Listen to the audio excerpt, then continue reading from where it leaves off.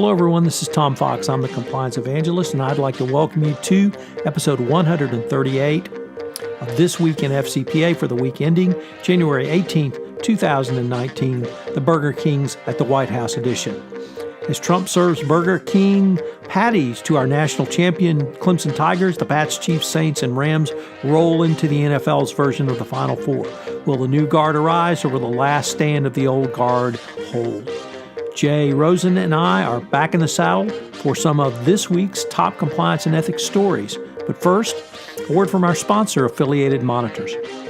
Founded in 2004, Affiliated Monitors provides professional independent integrity monitoring and ethics and compliance assessments nationally and internationally and across almost all industries. With its knowledge of effective ethics and compliance programs and cultures, Affiliated Monitors is respected for its work as the corporate monitor on matters ranging from multinational corporations to mid and small-sized companies, and even individuals. Having served in over 700 monitorships, no one has more experience as an independent monitor than the team at Affiliated Monitors. For more information on how an independent monitor can help improve your company's ethics and compliance programs, visit our sponsor, Affiliated Monitors, at www.affiliatedmonitors.com. Today, we look at some of the week's most interesting compliance and ethics stories. Dick Kasson bookends 2018 and 2019 on compliance and compliance practitioners. A new head of the DOJ fraud section. Comments on the whistleblower office and the False Claims Act whistleblowers. We take a look at the bribe destroyer law from Italy. And Mike Volkov reminds us to be aware of false prophets. Fortunately, MSU interim president John Engler has now resigned with his well-worn foot in his mouth. We ask, what will the future CCO look like? And we consider the top 10 cybersecurity issues from 2019. This is Tom Fox. I'm the Compliance Evangelist. This Week in FCPA is a presentation of the Compliance Podcast Network. Hello, everyone. This is Tom Fox, the Compliance Evangelist, welcoming you on behalf of myself and Jay Rosen, Mr. Monitors, to This Week in FCPA, episode 138 for the week ending January 18, 2019, the Burger King at the White House edition. Jay, as President Trump serves Burger Kings to the national champion Clemson Tigers, the Patriots, the Chiefs, the Saints and the Rams roll into the NFL's version of the Final Four. Will the new guard arise, or will this be the last stand of the old guard? So I suppose we'll need to explore that, but we had quite a few interesting compliance and ethics stories in this week. So why don't we just jump right into it? Sure. We've got a couple articles from Dick Kasson over the FCPA blog. One of them came out just briefly after the new year, and then another one came out earlier this week, and they're kind of bookends. In Dick's first piece, he took a look at the big story of 2018, which he says in retrospect is compliance officers. And he says it was a breakout year for compliance officers and compliance professionals, making them the big story of 2018. Last year, in mid-year, he said they're rock stars now, they're famous, and above all, they're wanted by corporations. Dick seems to see that there's been a global shift towards the compliance culture. Enforcement agencies and regulators in the U.S. and elsewhere now expect and often require companies to have deep and demonstrable compliance cultures. At least 17 countries from about a dozen countries have talked about culture in recent FCPA disclosures, and these include Airbus, Telia, SNC-Lavalin, Rio Tinto, Barclays, Electrobras, and the list goes on and on. So when companies are now being looked at from the regulators, they expect them to have a firmly and deeply entrenched compliance culture. Book ended with that, and we talk about this in a little bit more depth in the first Everything Compliance of the year, which will come out next week.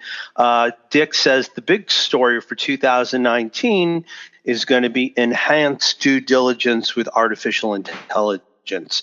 And he talks about not that AI will come in and replace the actual doing of the due diligence, but that you will be able to take the additional information that's out there that's accessible from your business operations and basically combine compliance with HR, with operations, and with other, different data streams within your company. So he expects technology to start working on that, and at some point they will arrive at this throughout the coming year. So this is something that we've always taken a look at technology on our podcast, and this is, I think, Dick is spot on with both the wrap up from last year and the prediction for what's coming next. Next, we have an article from Kelly Swanson over at Global Investigations Review, and we've got another revolving door over at the DOJ. Robert Zink this week has taken over as acting chief of the fraud section following the departure of Sandra Mosier, who has gone to Quinn Emanuel.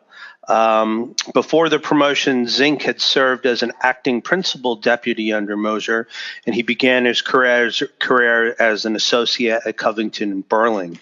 In May 2017, Zink and Mosier took temporary charge of the fraud section after the then chief Andrew Weissman joined special counsel Robert Mueller's Trump investigation. So, I don't anticipate any variances right now in current policy. There was a slew of activity that came out through the DOJ in Q4 of last year, which we've tracked, but just an update that Zink is running operations now. So, Tom, now on your side, we've got something about the Office of the Whistleblower. What's happening there? Well, Jay, inspired by your bookends in our first article, I want to bookend Kelly Swanson from Global Investigation Review for her second notation today, but I also want to bookend whistleblowing in both the SEC Dodd-Frank context and the Federal Claims Act context. So, first of all, Sean McCasey, who our listeners will remember was the first head of the Securities and Exchange Commission, Office of the Whistleblower, said he was, quote, befuddled, end quote, by proposed amendments to Dodd-Frank that give greater discretion to commissioners on whether deciding to award an appropriate whistleblower amount. He really didn't hold back. He said that it injects a layer of uncertainty into the process that was pretty much clean. The program does not scream for this kind of change, and there's no burning protest that people are getting paid too much. The SEC, of course, last summer said that they wanted to reduce the amount of whistleblower compensation for penalties above $100,000. $100 million, where the fine and penalty was at that level. It's really difficult to understand what the purpose of the SEC proposed change was, other than perhaps corporations are just, they don't want whistleblowers at that amount. So it really befuddles Sean McCasey. I think it befuddled really everyone in the compliance community. Last year, we had the largest year of whistleblower payouts, over $175 million, that actually exceeded the first 5 years of whistleblower payouts. So obviously the system is working. Obviously the SEC is getting quality tips, which are leading to not only significant fines and penalties, but basically just compliance with the Securities and Exchange Act. So you might say as basic as, if it ain't broke, why fix it? But there may be some other nefarious political actions or pressure going on here. He also had a couple of words about what not to do when a whistleblower reports. Kelly also quoted Joe Warren from Gibson Dunn that you cannot go after or retaliate against the whistleblower. Certainly you can investigate the claims. Certainly you can remediate. But Joe Warren said you need to separate the message from the messenger. And McCasey added that the SEC does not look kindly upon a company who goes after a whistleblower for leaking documents. So it's really something that companies need to be cognizant of. And I guess you still have to say, don't go after the messenger in this situation. I want to bookend this with some testimony from the Attorney General designate, William Barr, who back in 1988, I believe, had called the Federal Claims Act and the whistleblower functioned under that as an abomination. He completely reversed course, Jay, during the hearings, and under questioning from Chuck Grassley, Republican of Ohio, he said he would be diligent in enforcing the False Claims Act, and he said he doesn't consider the law any longer to be an abomination. There was a lot of pressure, really led by the National Whistleblower Center Foundation, founder and co-president Stephen Cohn, who had been very vocal against Attorney General designate Barr. He said that in response that our voices were heard. We are pleased that the Attorney General designate has changed his position, and we will continue to hold him accountable for fulfilling this under oath commitment. So certainly good news for those who believe that whistleblowers help the government recover money based on fraud, waste, and abuse. And the comments of McCasey, I think, really drive home that the SEC whistleblower program is working. It's working very well, and there does not need to be a change in that going forward. Tom, you also wanted to talk about an article from the FCPA blog from our colleague Vera Sharapanova, and it's about changes in Italian law, especially the, quote, bribe destroyer law. What caught your eye there? Well, Jay, when you have anything entitled a bribe destroyer, that catches my eye. And so that was right up in the title of Vera's article. It was a very interesting article about changes in the Italian law, Spazzacatorti, if I didn't butcher that too badly, bill. Had some very interesting changes to and really beefed up the strength of the Italian anti-bribery law. Italy is the lowest has the lowest score in the TICPI in Europe, coming in with 54th on the index with a CPI of 50 out of 100. So clearly something needed to be done by the Italian government. It's really a revolution in the fight against corruption. There's some really interesting things. First of all, it struck my eye as a lawyer. Statute of limitation is frozen. So that's for all you lawyer geeks out there, you'll understand that's a big change. But it also amped up the penalties. People who are banned or receive sentences of over 2 years are banned from public office for life. There are increased penalties for other claims. There's an expanded definition of government official to include a wider variety of those and make clear that really anybody in a government or semi-governmental or semi-public position is going to be covered by the law. It also expanded the private bribery to bribery law to prosecute directors, general managers, and executives entrusted with the preparation of the company's books and records. So we have an enhanced books and records and internal control. It beefs up compliance programs and that requires companies to have enhanced compliance programs. It's really a very welcome addition to the family of laws literally across the globe on anti-bribery and anti-corruption. And to see Italy stepping up to this really drives home that this is almost ubiquitous now, Jay. Next up, Mike Volkov, continuing with our string of headlines that certainly caught my eye. On the dangers of benchmarking. And as Mike said, you really have to be aware of false prophets going forward. So a very biblical opening by Mr. Volkov in this blog post. And he really had a great point that I don't think is really talked about enough, Jay, and that is that every company is different, and benchmarking may not give you the information that you need. So two companies may appear facially similar, but they differ in their not only risk-bearing issues, such as the number of third parties or in-house staff or other sales mechanism, but their risk profile and indeed their risk appetite. So you need to take benchmarking not with a grain of salt, but make sure that you do so when with the facts, circumstances, and particulars of your company. So good reminder from Mike on this going forward. And I think, Tom, it makes a lot of sense because when you read about designing your own ethics and compliance program, the DOJ also says that every program is unique. There is not one size fits all. So I think it makes certain sense if you're going to benchmark you have to find those companies or those comps that are going to be closest to your industry. And the same thing with about not only benchmarking, but how you build your compliance program. You want it to be bespoke and to address your company's needs. Next up, Tom, you got a little Shakespeare on us this week. So why don't you tell us about Troilus and Cressida and how that sets up for the tragedy that happened at one of your alma maters, MSU. So thanks, Jay. Yeah, I got inspired, been watching and listening and reading some more Shakespeare.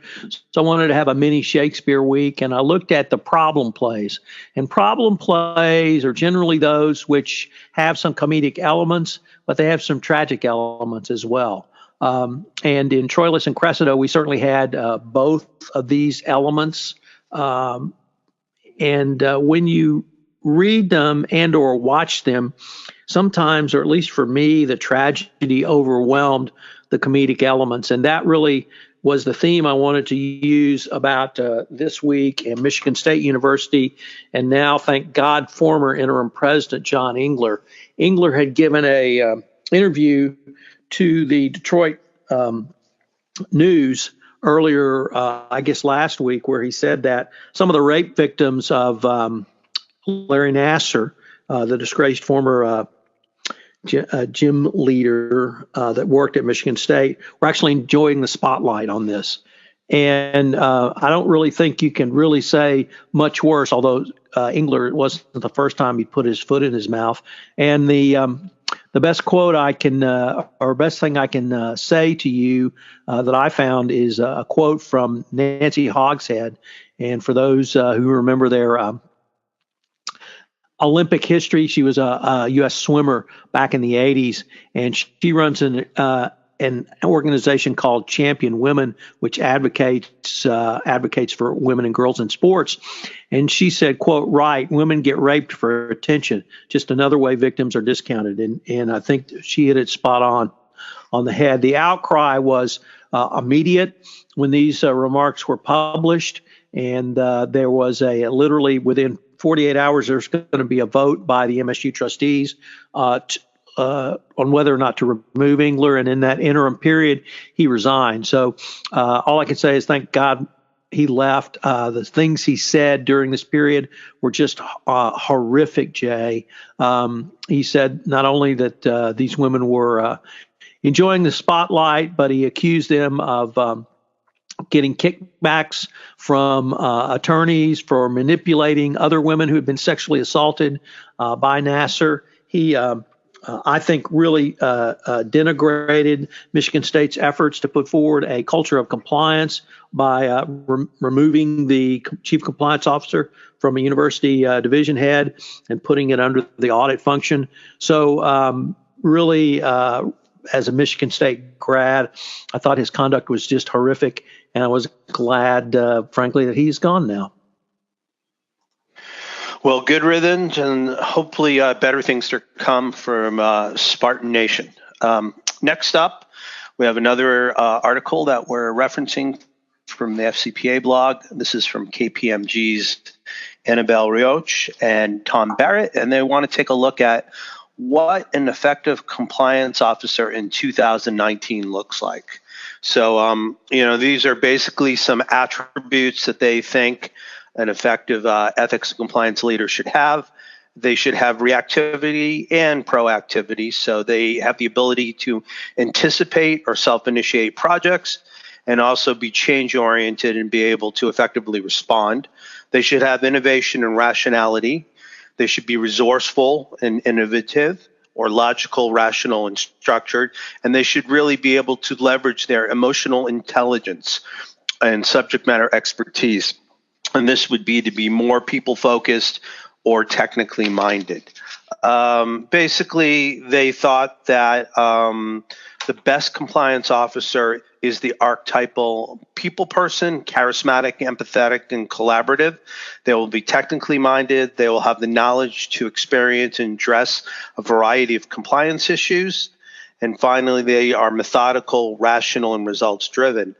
Importantly, a compliance officer should be afforded an appropriate level of seniority to ensure that they have influence and stature in the organization. I think you just addressed that in the MSU article where compliance was basically unceremoniously dumped into audit. And finally, companies are increasingly expecting their compliance officers to be even mobile. So not to be just an active advocate voicing the benefits to the business, but actually to perform this role to get out on the proverbial shop floor. So this is a real good checklist. If you were going to hire a compliance professional, these were the things that you'd be looking for. The other thing that we've got up next is an article that comes to us from NYU's Compliance and Enforcement blog. It's 2019 predictions for the top 10 cybersecurity privacy trends to prepare for. This comes to us from a group of attorneys at Davis Polk. And I'm just going to kind of blow through these right now, but I would definitely recommend you downloading this from the show notes if cybersecurity is something that you are working for in your organization. Number one, the most important thing is consumer consent, figuring out what kind of consent is needed from clients and customers in order to use or sell their personal data. Number two is data breach shareholder class actions.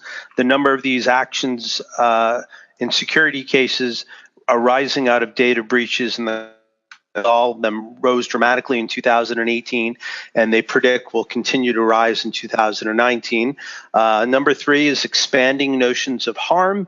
In 2019, they expect to see courts and regulators expand what constitutes harm in connection with data breach beyond economic injury. Number four, cybersecurity negligence changes, claims rather. Number five, this is an interesting one. I haven't heard this term before.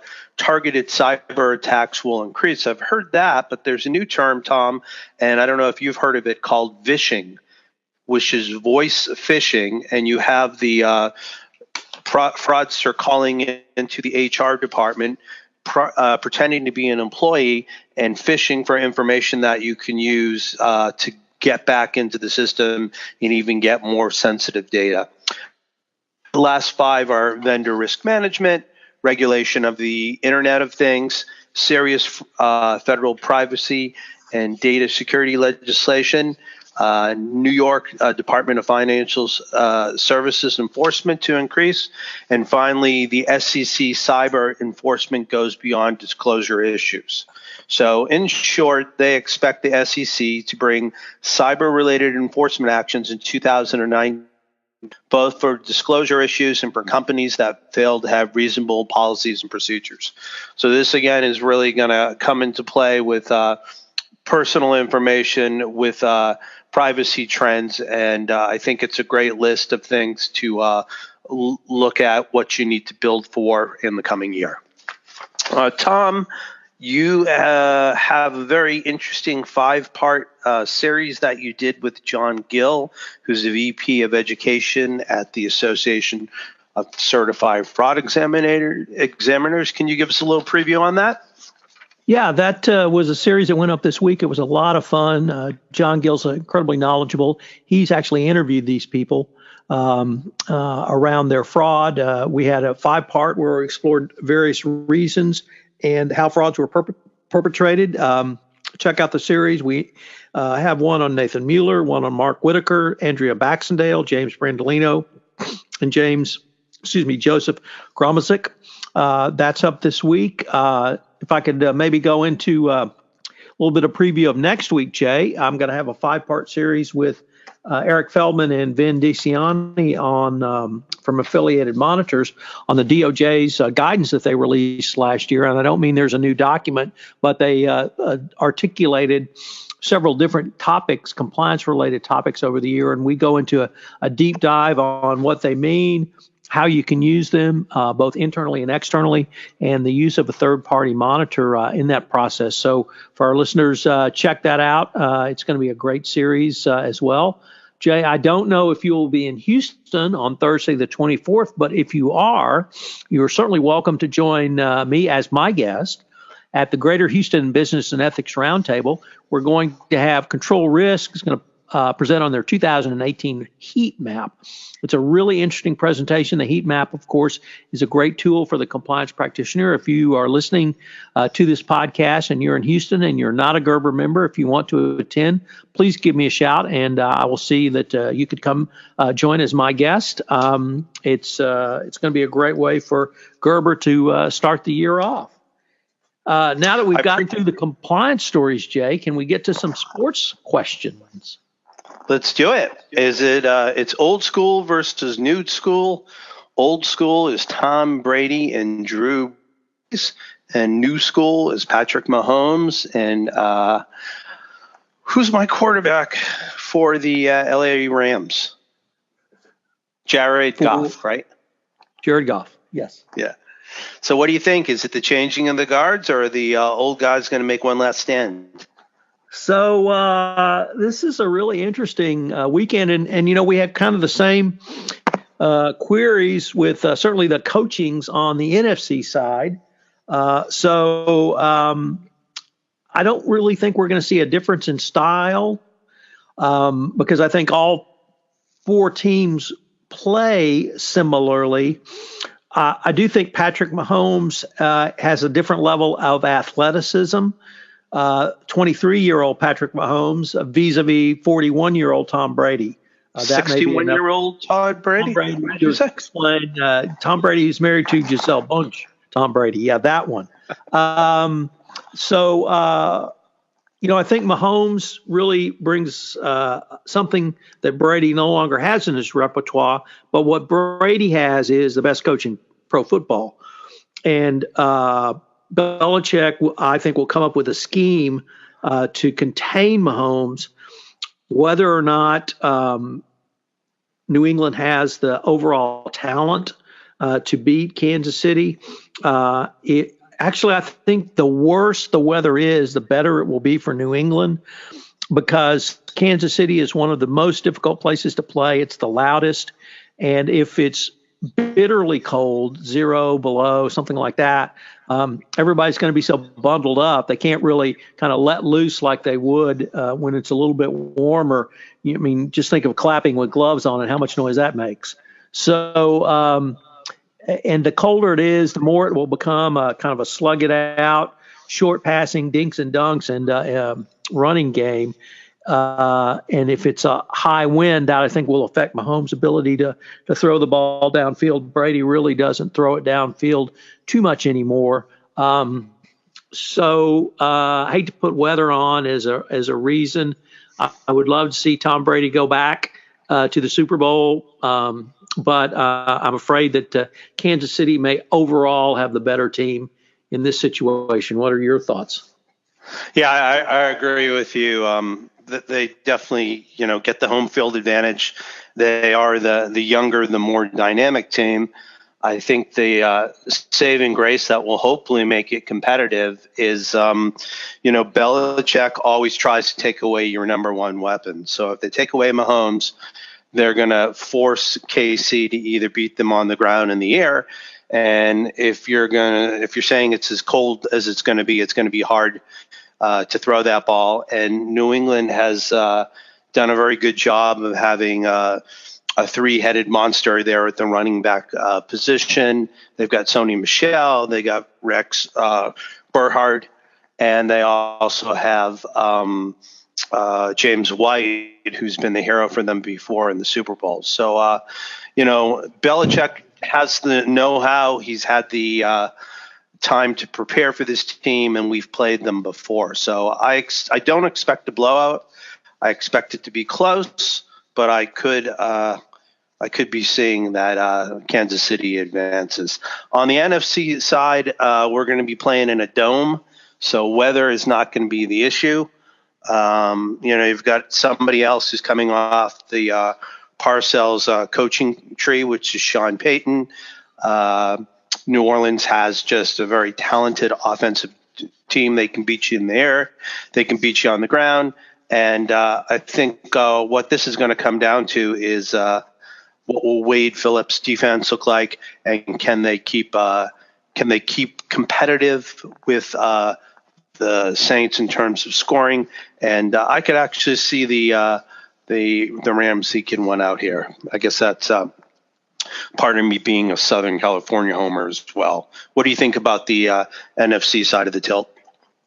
Wow, I'm surprised to hear you support your home team. I think that New Orleans actually, it's going to be a lot for Goff to overcome. He did play very well, but he played from ahead, very far ahead against the Cowboys. If the Rams can dominate the line of scrimmage like they did against the Cowboys, I think they'll have a fair shot. But all hail Drew Brees in the Superdome.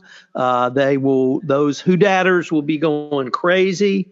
They'll be had plenty to drink, and they will be loud and they will be ornery. So whether the Rams can overcome that, once again, I think this one's going to come down to the Pitts in the line, and if New Orleans can control on their offensive line and get Kamara running, I think it's going to open up the New Orleans passing attack.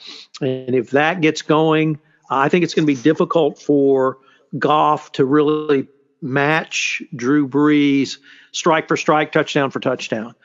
But I'm looking forward, Jay, to a great couple of games, see who we get to see in our Super Bowl going forward. So I'm going to be bunkered in watching some football tomorrow. I will be joining you. So I think that does it. I think we've had a great podcast today. We've promoted everything that's coming up. Oh, the last thing I wanted to say, thank you for that invite to Gerber. Unfortunately, I won't be able to make it. I'll be down in Costa Mesa next Friday for an SCCE regional event, and my colleague Eric Feldman will be speaking there, and he'll be discussing perverse incentives. So if you are in Southern California and you are available, please come join us in Costa Mesa. We'd love to see you next week. So on behalf of Tom Fox, the compliance evangelist, and myself, Jay Rosen, Mr. Monitor, we'd like to thank you for joining us for This Week in FCPA episode 138 for the week ending January 11th, 2012, the Burger King at the White House edition. Thanks for joining us, and enjoy the games tomorrow. Hello, everyone. This is Tom Fox again. I'd like to thank you for listening to this episode of This Week in FCPA. If you have any questions, you can email Jay at jrosen@affiliatedmonitors.com. You can email me at tfox@tfoxlaw.com. I hope you've enjoyed this episode, and I hope you'll join Jay and I again next week, where we take a look at some of the week's top compliance and ethics stories. This Week in FCPA is a part of the Compliance Podcast Network.